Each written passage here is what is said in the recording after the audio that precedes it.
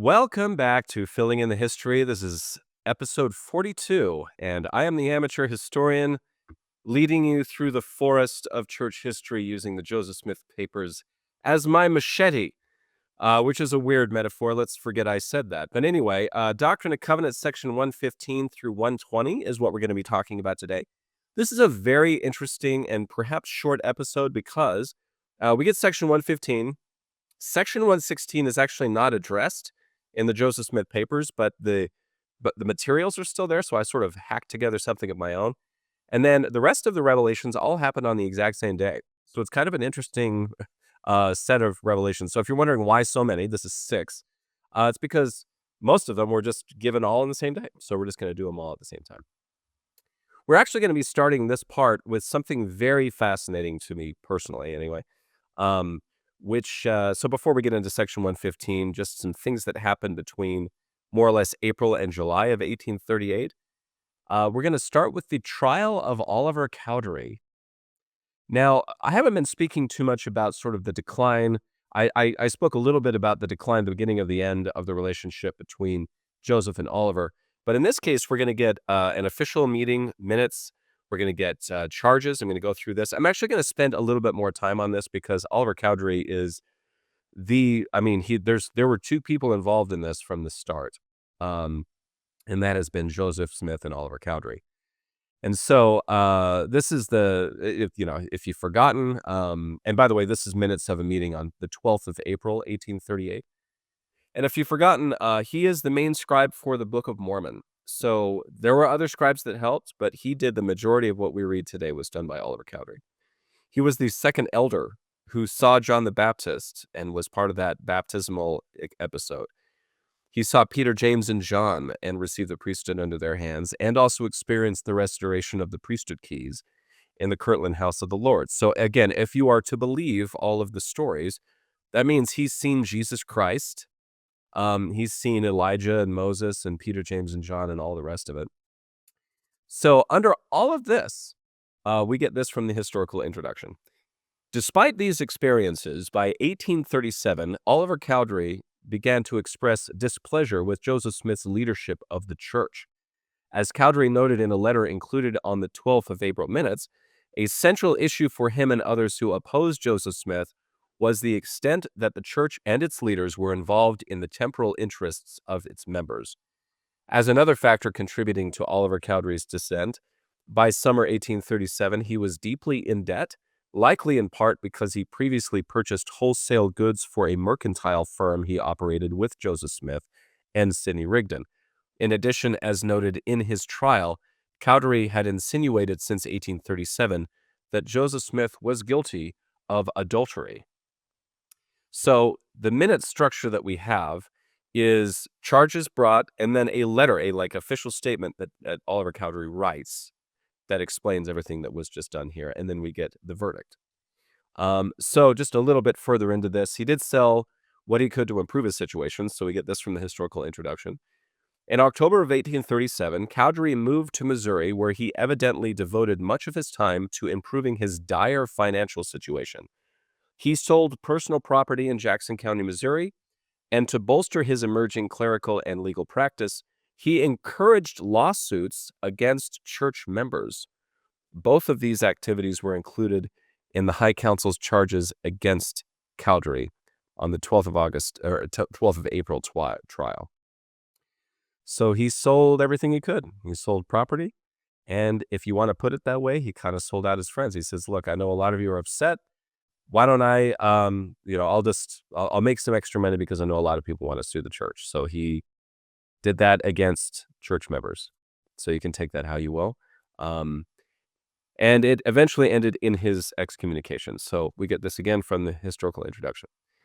Most of the testimony entered on Cowdery's emerging legal practice, his accusations that Joseph Smith had committed adultery, and his alleged connection to counterfeiters in Ohio. Joseph Smith testified twice during the trial.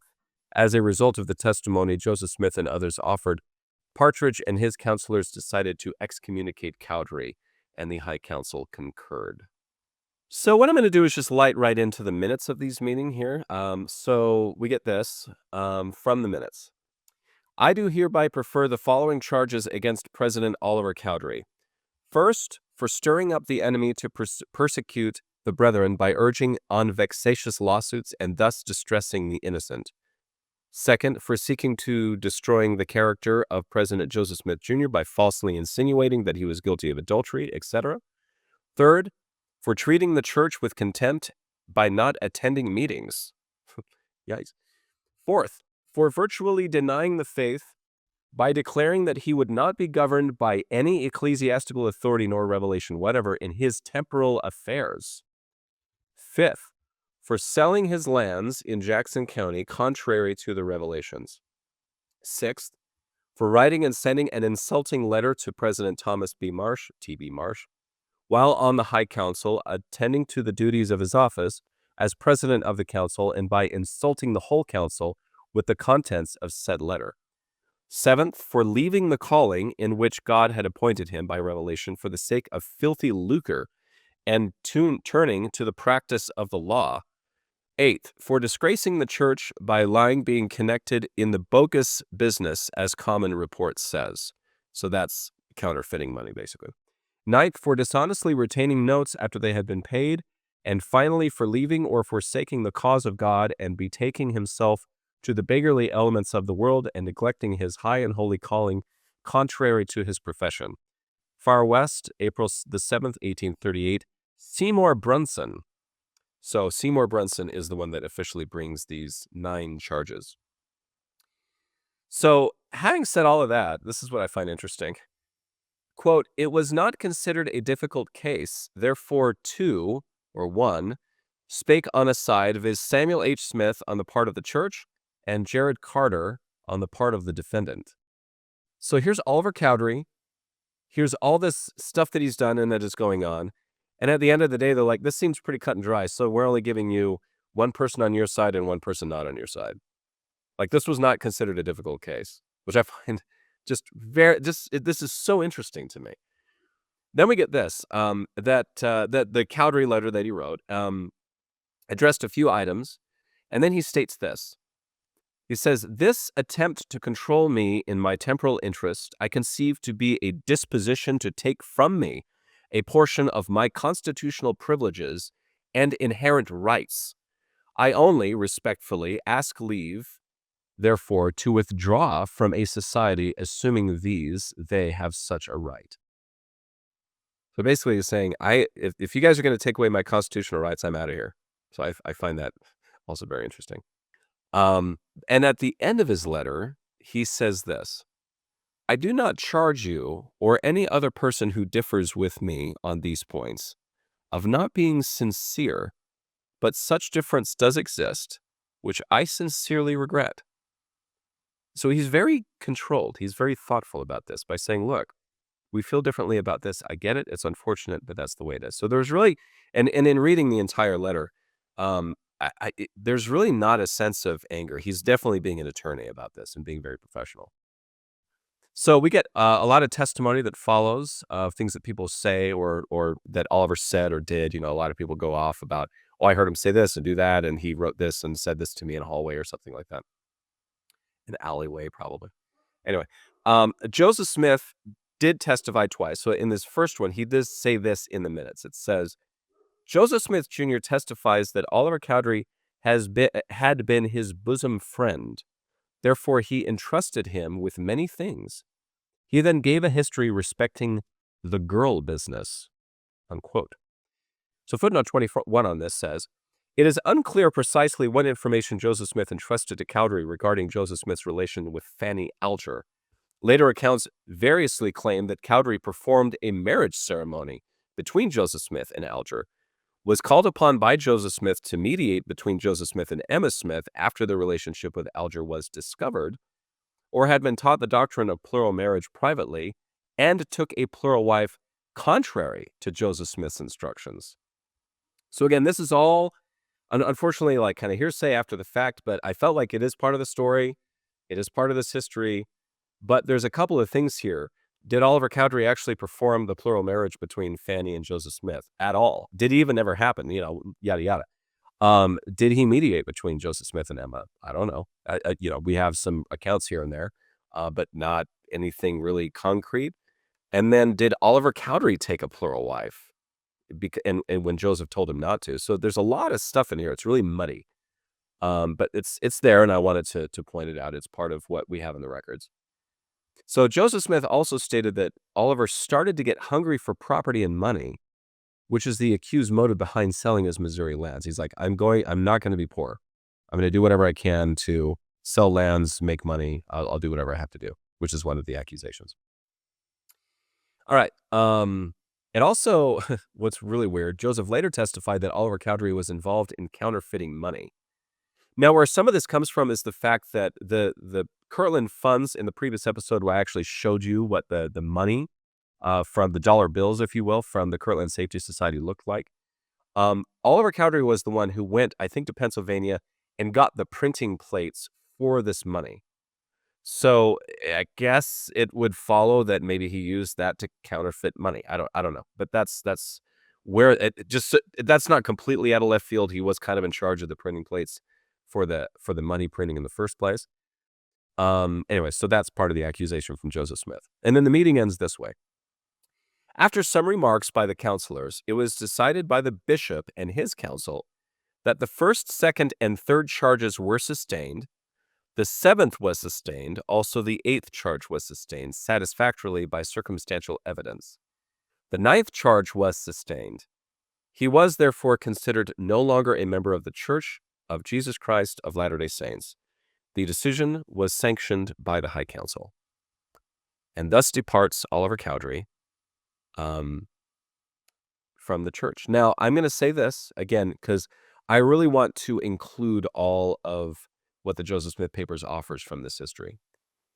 A lot of harsh stuff. You get Joseph Smith testifying against you twice, accusing you of things that he might not have done, like counterfeiting money.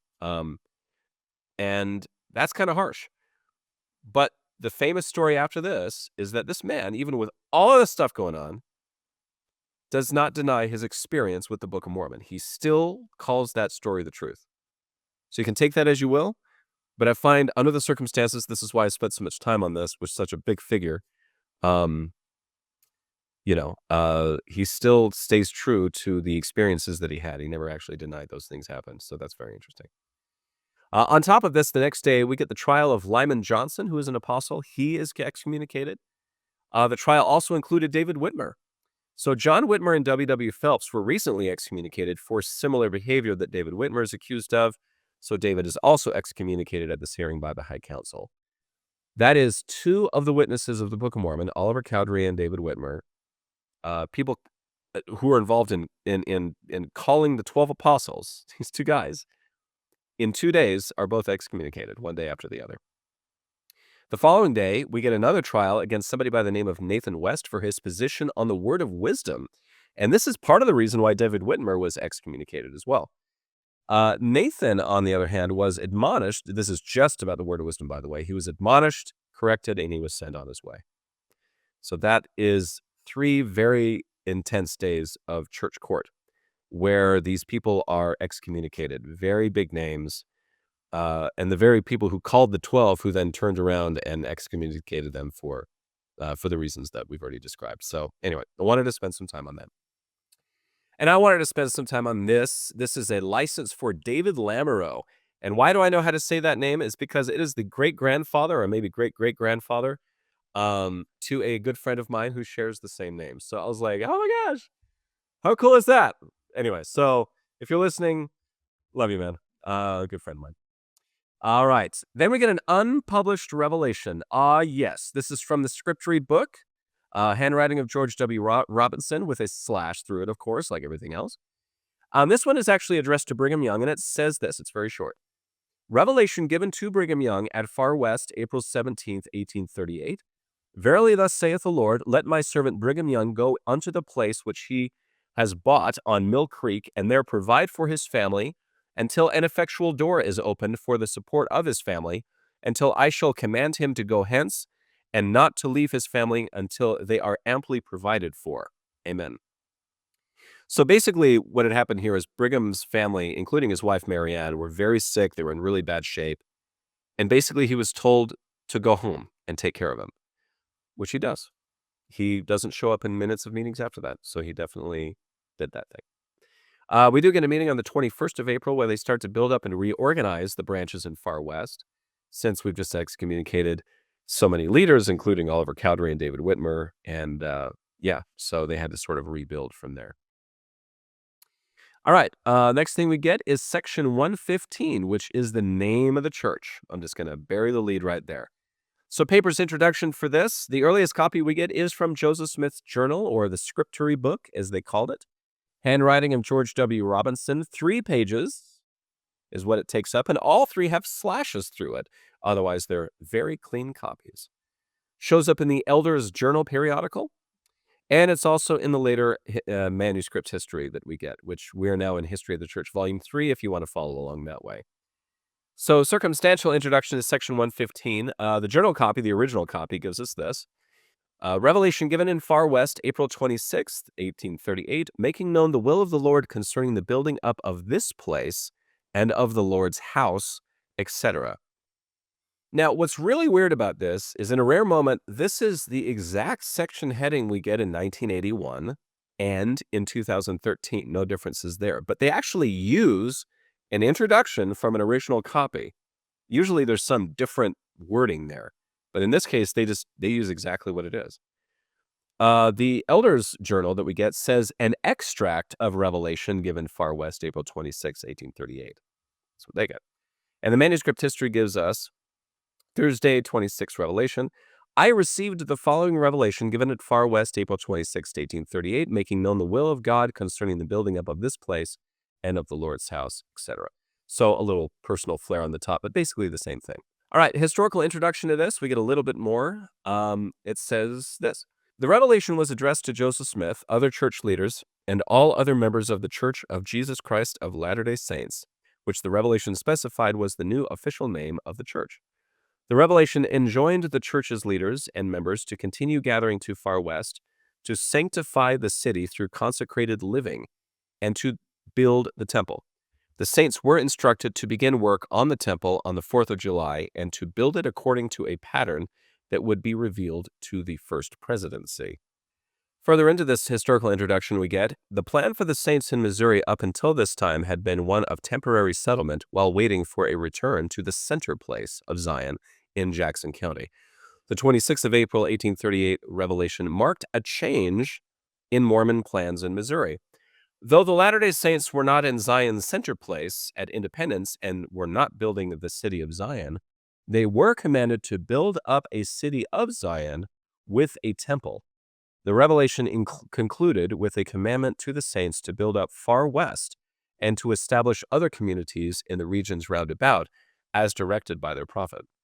So this is kind of how the church operates today. So this is a major shift. Like, this is how we operate now, where what Latter-day Saints do is you move into a place, it becomes a branch, it becomes a ward, it becomes a stake.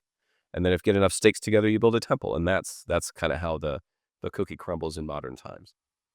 So let's get into the content and footnotes of this. Let's get the big one out of the way, which is a parenthetical phrase in this, by the way, I find funny.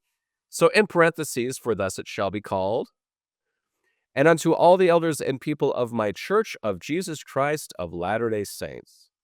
So just as a parenthetical, hey, I'm going to call the church from now on. We get the official name. Kaboom. That is what it is. Given by revelation 8 years after the church is officially organized. Holy cow. And what's funny is this is not like on an anniversary or a conference. This is just a random day in April. So anyway, but there's the name of the church. So let's keep the name going and let's press for using it. So it says here, for thus shall my church be called in the last days, even the Church of Jesus Christ of Latter-day Saints. And using the official name has been attention from the beginning. So I saw this in footnote 4. The first name used to identify the church that Joseph Smith organized on the 6th of April, 1830 was the Church of Christ. In 1834, a conference of church leaders changed the name to the Church of the Latter-day Saints, perhaps to avoid confusion with other churches named Church of Christ.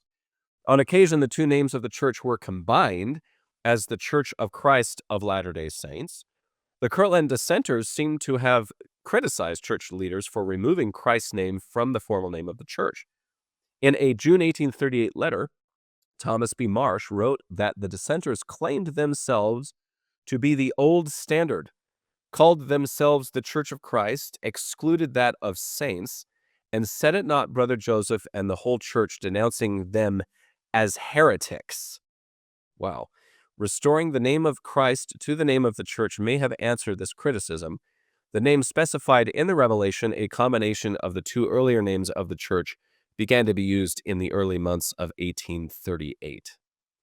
So recently, in much nicer ways, we're the LDS Church, we're the Mormon Church, we're this, we're that, we're the other thing. President Nelson says no. We're the Church of Jesus Christ of Latter-day Saints. That was given by Revelation, and we're going to use it. And it was intentional. A lot of people got kind of upset with that edict going out. It was kind of fun. Anyway, the text also gives us, "Let the city of far west be a holy and consecrated land unto me, and it shall be called most holy, for the ground upon which thou standest is holy. Therefore I command you to build an house unto me for the gathering together of my saints, that they may worship me." Footnote 11 for this says, in his 4th of September 1837 letter to the saints in far west, Joseph Smith began by blessing the name of the Lord who, quote, has delivered you many times from the hands of your enemies and planted you many times in an heavenly or holy place, unquote, implying that far west was a holy place. On the 23rd of July, 1838, Reynolds K. Hoon wrote a letter to Newell K. Whitney reporting, quote, "It is said by some that Jackson County is where the Garden of Eden was. Far west is where Adam dwelt after he was driven from the garden. Adam-on-Diamond is where he built an altar and blessed his sons. This I have not heard from Brother Joseph, but expect it in his teachings," unquote. Which later on, you do, well, we're going to get to that in the next section, in section 116. So he does have a point there. So if you don't know, a teaching of the church, more or less, is that the Garden of Eden could have existed on this continent. We also do believe that the continent shifted and moved around. So it's not like it looked like this, that it was maybe one landmass, sort of a Pangea sort of thing. And that, yeah, like basically Middle America as we know it now could have been the Garden of Eden, that when Adam left that, he was somewhere in modern-day Missouri, and that Adam-on-Diamond, which is still there, is a place where he built an altar, offered prayer, and had a meeting with his children that we describe in section 107. So it's a little bit of a bold statement, but there it is. So that's what we get. The Revelation also says, "Verily I say unto you, let not my servant Joseph, neither my servant Sidney, neither my servant Hiram, get in debt any more for the building of an house unto my name. But let my house be built unto my name according to the pattern which I will shew unto them."